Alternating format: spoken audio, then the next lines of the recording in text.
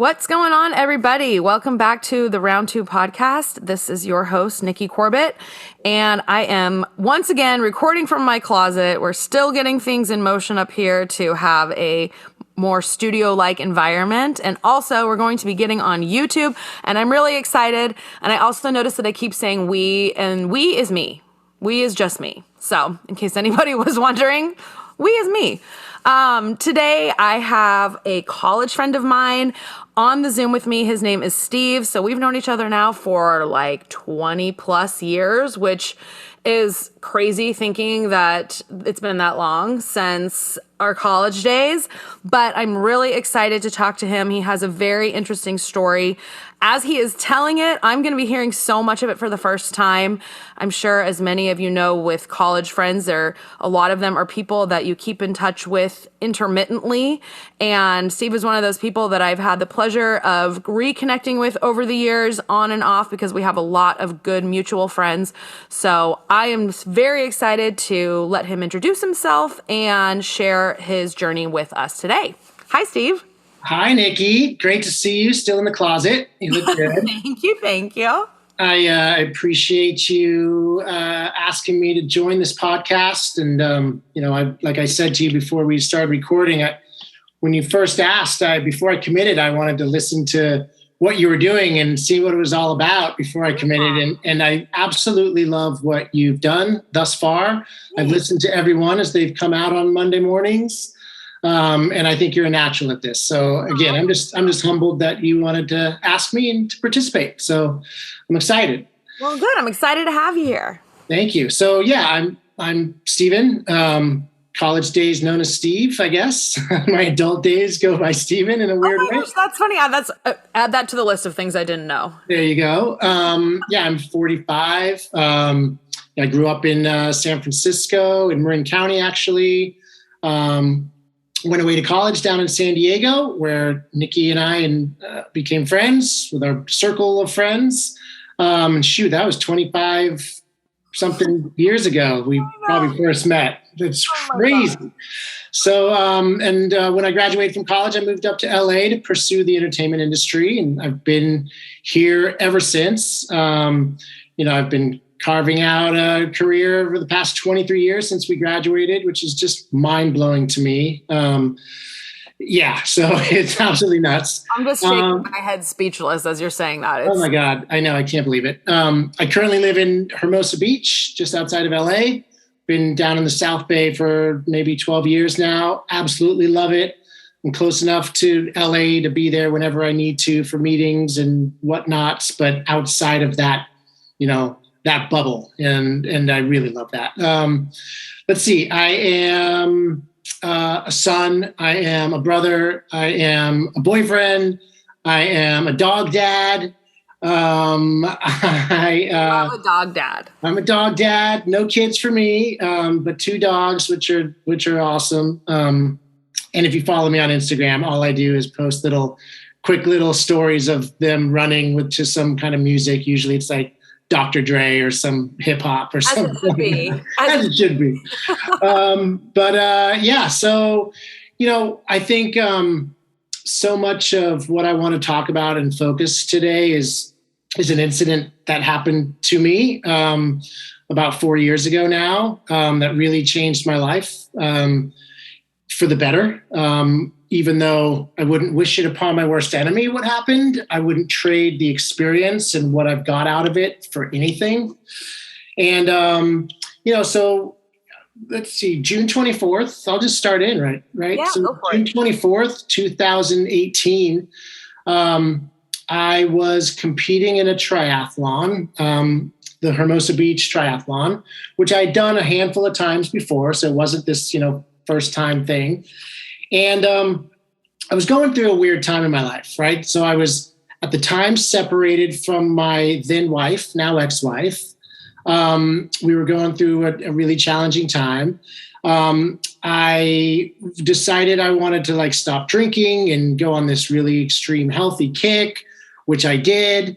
Just almost a few months before the incident, I stopped drinking and, living that lifestyle. and signed up for this triathlon and had a couple of my best friends join me.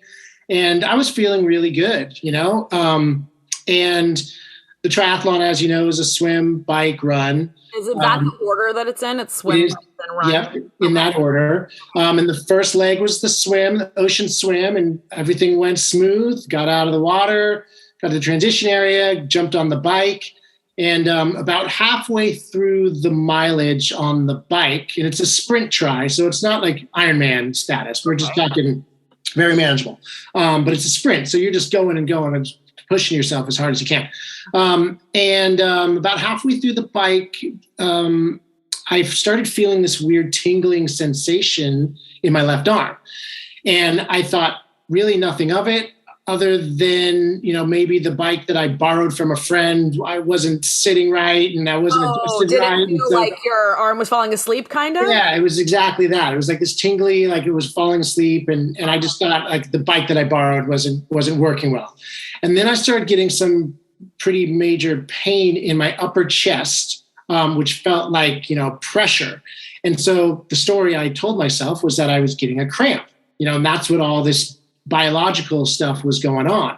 And I was a little pissed because I trained really well for this thing. And my buddies, 2 of them are down from San Francisco, and we're all in different places on the course. And I'm like, man, I don't know. I don't want them to beat me, Yeah.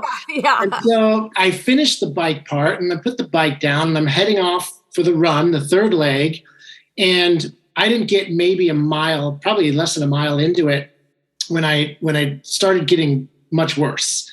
And I didn't say anything to anyone. Again, I thought I was getting a cramp, and I wasn't going to go out like a chump over a cramp. Yeah. And but I couldn't run, and I was sweating profusely more than I should have, and my vision was starting to get blurry, and I was just walking in the direction that I needed to go. And the best way to describe the visual aspect of it is during the holiday season. You see storefront windows with like fake frosted white snow around the side of the storefronts. Yeah. That's what my vision was like at first. And then over a matter of minutes, it all enveloped as white as you could imagine. So like you just had walked into like a wall of snow or something? Exactly. And just all white.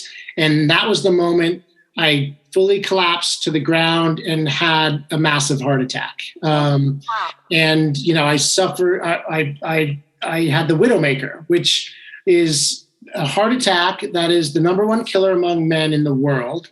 Wow. And it's when the LAD artery in your heart becomes blocked or fully blocked in my case. And I dropped to the ground. I was fully out. And it was just this white sensation. I had no idea I was dead. But I was dead. And I lied there on the ground for 5.5 minutes. No way. Before I was brought back to life. I had no pulse. I wasn't breathing. And 2 people saw this happen to me and actually do something about it. One lady, and this, it's so much part of my story as well. It's like everything happens for a reason, and everything happens the way it's supposed to happen, and in weird ways. And there was a lady who was just walking on the Strand that morning.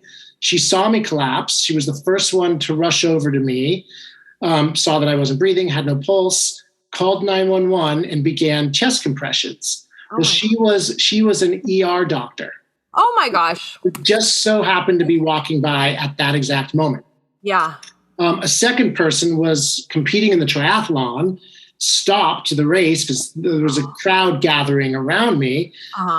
And he was helping her. They took turns giving chest compressions, right? Because 5.5 minutes is quite a long time. Long time. He was an off-duty Inglewood police officer. Okay. And about 4 or 5 minutes in, first responders arrived. Again, these 2 people were still doing chest compressions on me. The most important people that showed up was a lifeguard truck off the beach with a defibrillator. And the first responders grabbed that defibrillator. They ripped my shirt off. They hooked me up with those paddles and gave me a shock the first time, which I was non-responsive to. They had to wait another 30 seconds for the machine to reboot, and then shocked me a second time. And that second shock is what got a faint pulse back to me. Oh my. Apparently I shot up and, kind of waved my hands around, but then it was just out again, unconscious. Wow. And they rushed me in the ambulance to the emergency room. They rushed me down to the cath lab because they obviously knew it was a cardiac situation. Uh-huh. They saw that I had 100% blockage in my LAD, in my main artery. And I had no idea, right, that I was in the crosshairs for an event like this to happen. Again, I was, almost 3 months sober at the time. I stopped any fun recreational drugs or something that I used to partake in every now and then. And, I was pretty healthy. I was 41 years old, competing in a triathlon. Yeah. Like, what the hell and why and how did this happen? And so, through the operation, they went through my groin in a catheter and through some pumping mechanism, they were able to remove the blockage of my heart, of my artery, and then put 2 stents in that artery, which I'll have for the rest of my life. Okay. And then, I recovered in the ICU for 3 days after that, before recovering at home. Yeah, 3 days. Yeah. And I came to that afternoon in the ER. And, my ex-wife was there, my brother was there, my nephew, my 2 friends that I did this with, I had some immediate friends and family that showed up. And they were all asking, before I came to, they were all asking the cardiologist, like, Doc, like, again, how does this happen? Like, 41 and this and that. He's like, well, we're going to find out why. We're going to continue to run tests in this, coming months, which we did, and found out that I had genetic coronary heart disease, right? Which was a genetic condition that ran on my mom's side of the family. I had no idea that I was in those crosshairs, right? But they're like, he stopped drinking three months ago and he was healthy. Like, he's like, again, we didn't know that it was genetic coronary heart disease at the time, but he goes, I'm going to tell you right now, the only reason why he survived was that he was sober and his body was just strong enough in those 3 months of choosing this healthier lifestyle so that he could come back to life from being truly like dead for 5.5 minutes. I had a 4% chance of survival when this heart attack, the Widowmaker, happens in external environments such as where it took place. And, again, if it happened walking in the side streets at 6 a.m. with the dog or, whatnot, I wouldn't have survived it, right? It just, everything happened the way it did for me to come back to life from that. And that was eye-opening. That was really, truly life-changing. I mean, that's, 4%, that's so minimal when you say it's the number 1 killer of men. Yeah. So that I assume that's a lot of people or a lot of men. And then 4% of that is not very many. And then it's talk about like the serendipitous moments of being like the right place with the right people walking by with the lifeguard truck of that close with the defibrillator. How many minutes was it from when you first felt the tingle in your arm to when you collapsed? Probably half an hour. Probably. But again, I was kind of macho and prideful and for myself. And doing a physical activity at that level, of course, you've been training and that there are certain things that can happen with your body. I mean, I haven't ever done a triathlon, but I've done a few half marathons, and it's kind of like, like, okay, maybe I'm going to get a cramp, or maybe something, I'm going to step on a branch and my ankle's going to tweak a bit or whatever. And of course you're going to be like, I'm not a pussy, I can do this. Exactly. And that's what I was telling myself. And the word heart attack truly never even entered my vocabulary. Sure, if it had, perhaps maybe I would have flagged someone down like, yo, I'm not feeling very good right now. But I just thought it would pass. I just thought it would pass through this. I would walk through this, and something was going to shift and change. Well, it changed, it shifted, and it dropped me. It dropped me, and it killed me. If there weren't people around to save my life, I would not be here today. And those are the moments that like have you think, right? That's life's choices. and decisions that we make when we make them at the time when we need to, whether we know that we need to or not. I mean, 3 months prior to this heart attack is when I decided to stop drinking and just trying to turn my life back around, because I was feeling upset about the divorce, and the last few months of that, I was intoxicating myself, medicating myself just to kind of numb that pain and what I was going through. And then, I was like, this isn't helping. This isn't working. Let's walk through this experience soberly and with clarity and respectfully. And, and then, let's get a little fitter. Let's get a little healthier. And I've always maintained basic, health and fitness, but I was like, come on, let's turn the corner here and use this as a great experience. And but those decisions that I made to get sober at the time, right, didn't calculate in the fact that I need to do this because in 3 months from now I'm going to drop dead of a massive heart attack, and if I'm not strong enough physically, I will not survive it. You know what I mean? So all those weird things, all the hundreds of reasons I chose to get sober 3 months before, not one of them was about to have a heart attack and I need to be strong. And imagine if we could have that sort of foreshadowing, right? To know these types of things. But I mean, that's what's funny, because you said something about, things happen as they should. And that's a phrase that I use that often, where things happen as they should. And I always remind myself of that. I mean, even through some of the trials and tribulations of my life, I'm always just like, well, things happen as they should. Like I'm exactly where I'm supposed to be. And that's what's just so crazy, thinking that, it's like we don't get this roadmap of, hey, this is what's going to happen in your life over the next 2 years. So prepare yourself. Yeah, totally. But those choices that we make along the way, they're really meaningful and they have impact, whether you realize it or not, And so, when something like this happens to a lot of people, and I've done a lot of research on near-death experiences since then. Well, to talk about that really quickly, because a lot of people ask, well, so did you see, a man with a gray beard? Did you see, no, I didn't see a white man with a gray beard pointing his finger at me. Go back. It's not your time. That didn't happen to me. I didn't see my grandma I was really close to, who had passed away. I didn't see anything like that. I also didn't have an out of body experience where I was looking down at my body. Okay. And from what I've learned and the research that I've done in NDEs, near-death experiences, because these people intervened so quickly and kept the blood flowing from my heart to my brain, right? I still have, my faculties with me for the most, arguably today.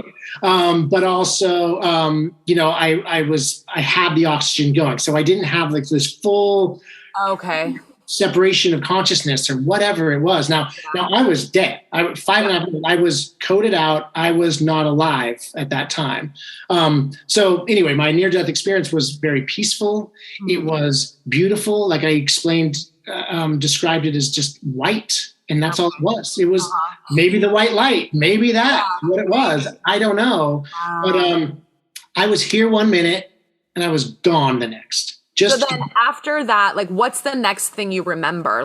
You wake up in the hospital and you're like, what the hell happened? Well, so I remember coming to slightly in the back of an ambulance and looking at these people around me and then back out again. That was a 1 or 2 second eye-opening. I opened my eyes and then back out again. Okay. I remember being wheeled on a gurney or whatever it was, being in some weird dark hallway in the hospital to the cath lab, I think that was. Okay. And then here's the one that people always kind of are shocked by.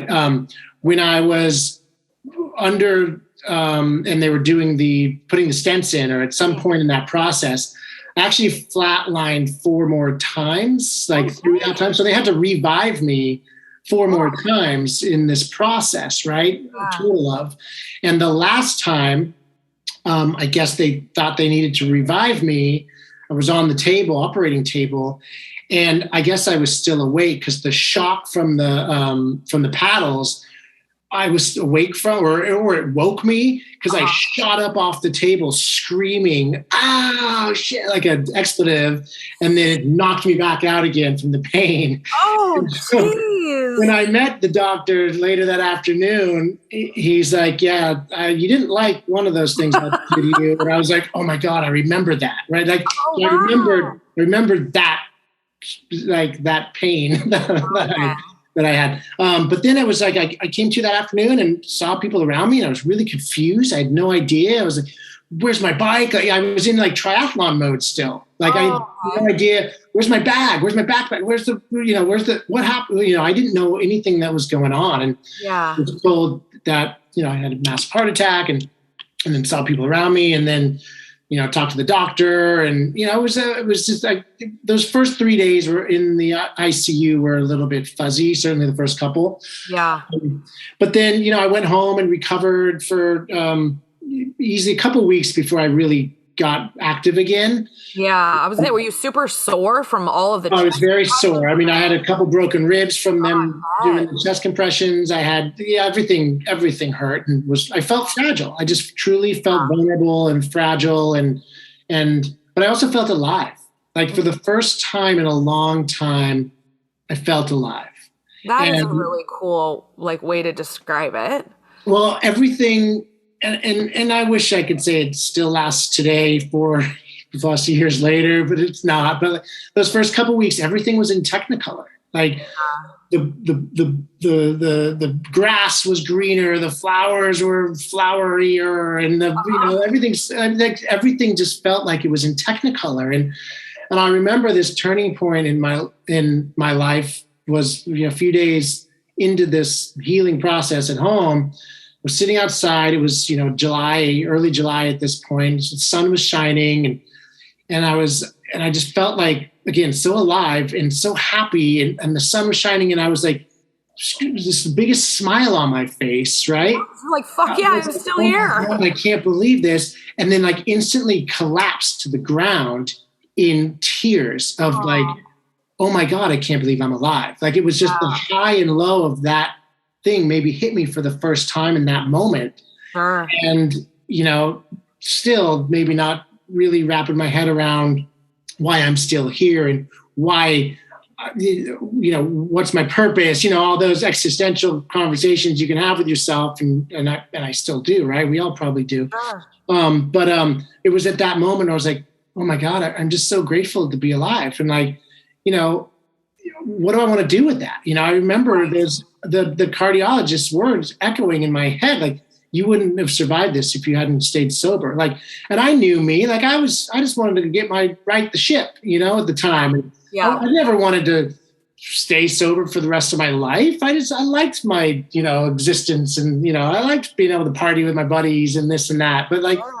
I've chosen to completely strip that out of my life at this point. And it's 4.5 years later.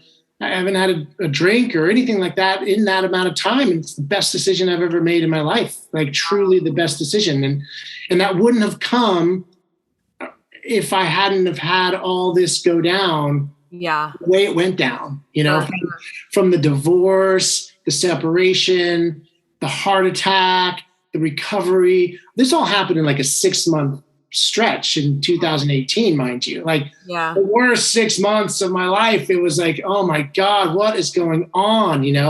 But again, like I said earlier, like I don't wish it on my worst enemy, but I wouldn't trade it in for anything today because of the lessons I've kind of learned from it and how I want to move on, live my life moving forward, and react to things or not react to things and overreact to things. The way I just kind of choices that I make now in my life are so much because of that experience, and that growth from it.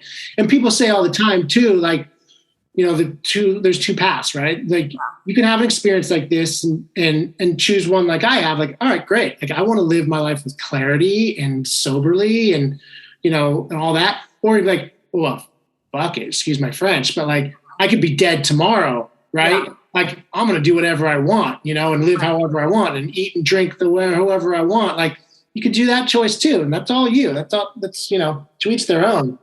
I chose, the former and moving forward in my life. And, it's just all these things just had to happen for me to get to where I'm at. And I'm so grateful that they happened. No, I think it's amazing because it is so easy, I think, to, put ourselves in a victim type role when something bad happens, or we make a choice that's tough, or we find ourselves in a situation at a certain age. And then kind of like the woulda, coulda, shouldas come into play, or you start, feeling bad for yourself. Like, why did this happen to me? Or all of those different things. But I think it's so wonderful when, instead of going that route, which I do kind of feel can be the easy route, right? Because it's easy because people are going to feel bad for you, right? Like, oh my God, you had a heart attack. Like, oh my God, all these things happened to you at the same time, and you were going through all of this. And what's the phrase? Like, adding insult to injury and all that. But I think if you can choose to say, okay, like, how am I going to grow from this? How am I going to change from this? What am I going to, like, what's the positive, right? Kind of like how when we first jumped on Zoom before we started recording, I was saying how I feel like the level of self-awareness that I personally have right now, where I'm constantly like, what can I learn from this? Like, what am I taking away from the situation? Even if my feelings are hurt, even if I'm like, wow, that was really fucked up of that person. Or if I'm like, wow, this is going to be really challenging and really tough, and I'm going to have to try really hard. I still think there's so much positive out of every situation. Yeah. So I think hearing that you were like, wait a minute, I'm going to say, how can I like choose to live in a way that works best for me after this is so, inspiring.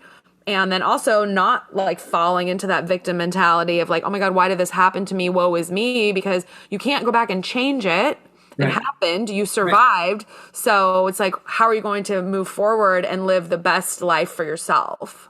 That's right. And that's everyone's own, you have to come to that place on your own. Right. Yeah. And like, I want to own my story, like I want to tell people who are curious about, my heart attack. And I want to tell the story to men in my life because there's so many preventative things men can do to catch this, ahead of it happening. It's heart disease, genetic coronary heart disease, right? Like it's real. And like, there are stressors in life that we can avoid. And from again, just stress and anxiety, but like obesity and drinking and smoking and all these things that like, get a handle of it, especially if you know that you're in the crosshairs because you have a genetic history in your family.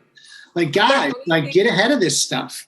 Are there any sort of, like, do you have to take any kind of drugs, or is it the stints and just like living a healthier lifestyle and, maybe eliminating certain foods or whatever? So a number of things. The stents are definitely doing their job. They're fantastic. And I was on a whole dose of medication the first year, probably 9 different things, I think. Yeah. But then I've since weaned myself off of most of those per the doctor's orders. And so now I take like 3 things regularly, which is totally manageable. And I don't mind. I don't care. Hey, whatever. It's all good. Jobs, right? Yeah.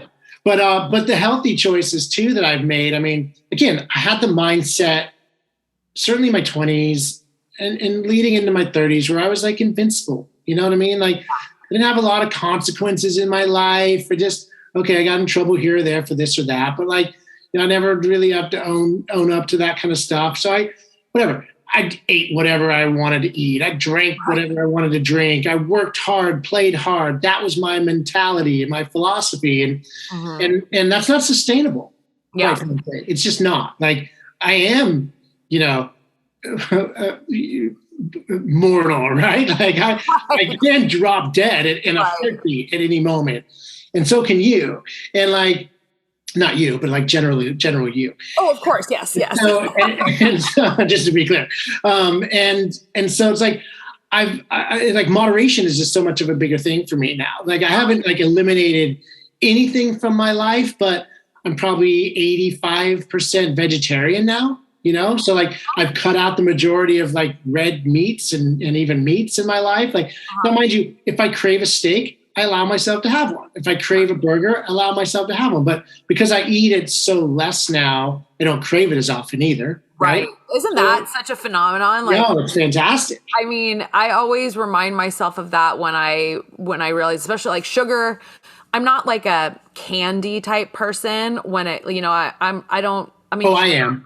I love like a pink Starburst, but I'm more of a chocolate, cookies, brownies type. Those Yeah, me too. really get me going. I mean, God, if put a box of C's candy in front of me and watch out. But I do notice when I either just say, okay, I'm going to take a break from refined sugar, or if I just get it out of the house, it just, after a few days, it's like you just completely stop thinking about it. Well, I think you just hit the nail on the head with getting it out of the house. Like most of my decisions come from the grocery store. Like I know myself. Yeah. I can't buy a pint of Haagen-Dazs ice cream and have it in my freezer. It won't last a night. Well, it's complete bullshit that they say a pint is 4 servings. In what world is a pint 4 servings? I won't even get through the first night without like mindlessly finishing it without even realizing it. So, but back to like moderation and like when I'm out in the world and I pass by like an ice cream shop and it's a Sunday afternoon, I'm like, that sounds good. I'll allow myself, I'll get one then, right? So it's like those decisions are like made at the grocery store for me. So I try not to keep that stuff around. I can't have chips in like potato chips, like salt and vinegar potato chips. Yeah. If those are in my house, it's game over. I love them. I love a chip. I love a dip. And I have absolutely no self-control. None. Yeah, exactly. Yeah. And so, that coupled with just exercise, I mean, so much of my mental being is based on my ability to work out, right? Like I work out every day, and I mix it up every day, but I swim and I bike and I jog. I don't run, but I jog, and I do weights and I hike and, I just did this incredible hike that I never thought I would have done.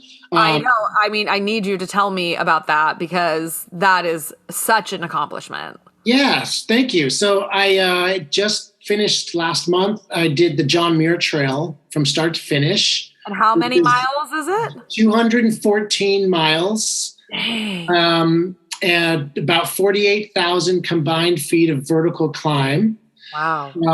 And it stretches from Yosemite through the Sierra Nevadas to Mount Whitney and Whitney Portal. Now you can either go north or south when you do the John Muir Trail. We did southbound. So we started Yosemite, headed south, on the last day summited Mount Whitney and out Whitney Portal. And we did it in 16 days. Is that good, average? It's pretty fast. I mean, I think most people do it in 21 days. Okay. We were planning on doing it in 17 days. We got up, beat our own schedule by a day. But this is something that I never would have done before, these events that took place in my life. I mean, hiking to me was defined as, I don't know if you know Runyon Canyon here in LA, but like, it's like, it's an Instagram posting hike, really, and like, that was my hiking before my event. But so what made you guys want to do this? Like, what was it that sparked, hey, like, let's train for this and do it?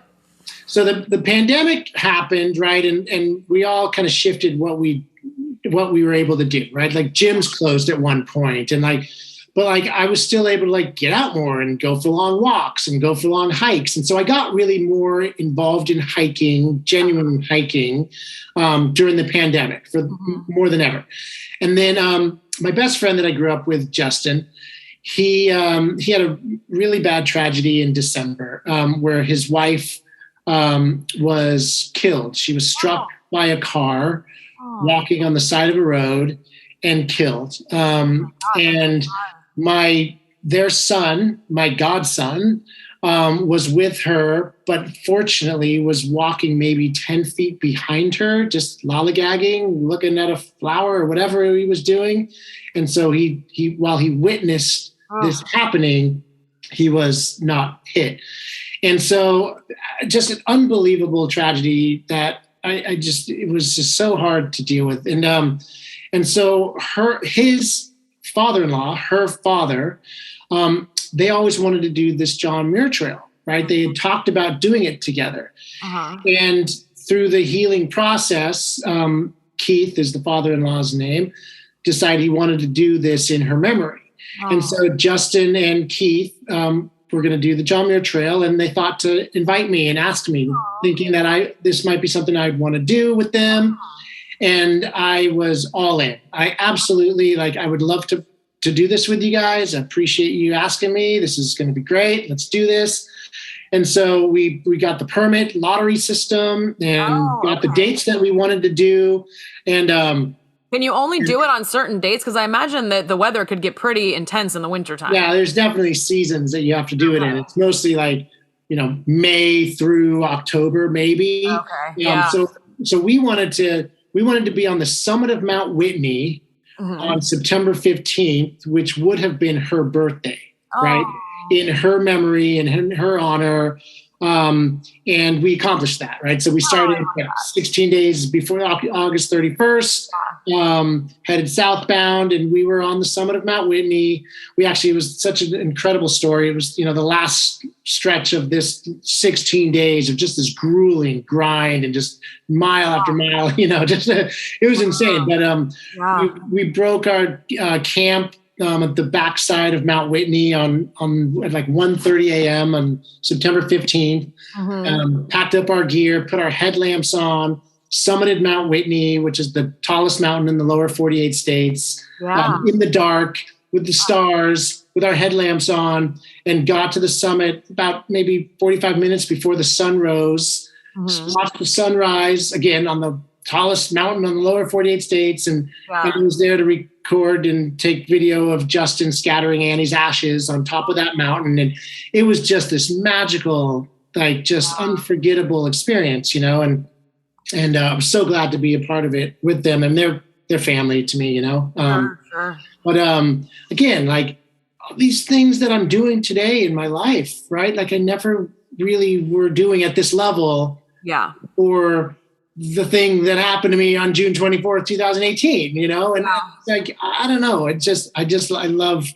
I love what I'm able to do today, and again, I wouldn't trade it in for anything, but yeah, it was that's why we did it. It was a pretty crazy experience. Wow. What a really cool story, and such a way I'm sure the level of closure that it gave, her husband and her father, and then just, such a nice sense of closure in a way to memorialize her, celebrate her, and just the physical challenge. I think that there is not enough said about how physical challenges can help us process emotion, and how it can also be so emotional as you're doing it. I mean, I remember, I know I've had moments where doing something physical has helped me, the endorphins are real. I always it's our human body's drug, right? That we get as a result of physical exertion. But I also have recognized that and had moments where there's emotion that comes along sometimes with that, because it's our body's way of processing whatever it is that we're going through or we've gone through or we need to process at the time. So, gosh, what a really special. Well, on that, I mean, you're so right. I mean, that's why, health and fitness and working out is so much a part of my daily activity in my life and my story. But there were two incidents on that John Muir Trail trip, right? One was on day 3, and all the research I had done going into this were okay, 3 or 4 days in is when you start to turn a corner, where your body kind of gets used to the sore, and you just, your hot spots or your feet or all this stuff, you just kind of get used to it about day 3 or day 4. How many miles a day are you guys averaging? About 14. Okay. Yeah. But 3 to 5,000 feet elevation gain. And you combine that with the vertical every day too. With a backpack, and because then your backpack's probably getting lighter as you go, though, right? Because you're eating. It was, because we had all our food on us. Yeah. Yeah. But so it was getting harder as we went at the same time, because we were going southbound. You increase your elevation that way. Okay. Because you're getting to the higher levels, to Mount Whitney being the tallest. Okay. But on day 3, it was we're going downhill. It was 14 or 15 mile day. My feet hurt, everything hurt. I hadn't turned that corner yet. And I was like, this sucks. What am I doing? I had like this 2-hour like mental breakdown, right? Just like, what am I doing this for? Like, oh, and I had my snap, I had my total mental breakdown, and I went to sleep that night, got up, early that next morning, packed up my tent, okay. I was like, this is what it is. Like, this is the mental and physical grind. And like, from that point, I turned a corner. And then it was like just before the end, right? It was one of the biggest mountain passes that we had to climb. And we're going up this mountain pass. And like, I started feeling like this, like my heart, was going. And I'm very aware that, that I had an incident, and, I'm conscious of it, and I'm paying attention to what I'm feeling. And it was like, it was pumping really fast, and we're getting elevation, and it was like this steep mountain vertigo pass. I was like, oh my God. I was like, don't have a panic attack, just kind of get through this. And this like fog layer came over and enveloped us, right? So like, you couldn't even see 5 or 10 feet ahead of you, which helped because you couldn't see the sheer cliffs on one side at the same time. And it was this weird, like, higher power spiritual kind of journey where we're just walking, and I broke down in tears, and I'm like, the last mile of this climb, I was like in tears going up this mountain, and reached the top, and I was like, oh my God, this was so like incredibly like fulfilling. And these weird, these crazy moments in life that happened because, again, for all these reasons. Totally. No, I mean, I think it's such a, I mean, I can only imagine doing something like that. And it sounds super just, like the sense of accomplishment must have been so fantastic when you guys were, walking out of there and just being like, good. Oh my gosh, we did this. Yeah, it felt good. It just bonds you in a different way forever as well. Absolutely. So, absolutely. Yeah. What would you say, like, when you're, sitting here and reflecting on, the last 4+ years and seeing, okay, wow, like, say go, like, when you look back at when you made that decision initially to do that sprint triathlon, and you said, hey, I want to, focus on my health, focus on my fitness. What would you say the biggest, like, I guess, what's the biggest like change, or what's the biggest like thing that you're now focused on that you weren't back then? You kind of started with, hey, I was like, I'm going to do this. I want to kind of clean up my act for a little bit. I want to just refocus. Like, the difference between that guy who made that decision that day and who you are today, what would you think, or is there one major thing that stands out more than others? There really isn't one. I mean, there's a lot of ones, right? There's my conscious kind of awareness of my emotions on a daily basis. Yeah. And leaning into the good ones and the bad ones and owning them, right? And not feeling insecure like perhaps I did in the past to not share them or own them. Anxieties and fear-based, decisions that I had in the past. Like I try and talk through and walk through now without fear. Yeah. I mean, I'm self-employed today as of last month, where I parted ways with my company of 8 years to pursue some new opportunities that I'm exploring and kind of hustle on my own right now, which I'm really excited about. And these were decisions that I was too scared, fear-based and financial insecurity and all these kinds of things to make before the new me, right? Yeah. My reactions to people and places and things today is a lot more calm than it ever used to. My ability to set up boundaries and people in my life that, I love maybe, but just aren't serving me anymore or aren't healthy for me. Perhaps I'm more confident to set those boundaries today than I was before. Yes, I love that. I think what's so great, and I feel like it's such a theme in all of these different conversations that I've had, is self-awareness, and the self-awareness piece. And that's what finally got me to the point to actually, I mean, I've had this idea since 2018. So I've been wanting to do this and talking about doing it in my own mind and saying, oh, okay, I'll get it going next month. Oh, okay, I'll get it going next month.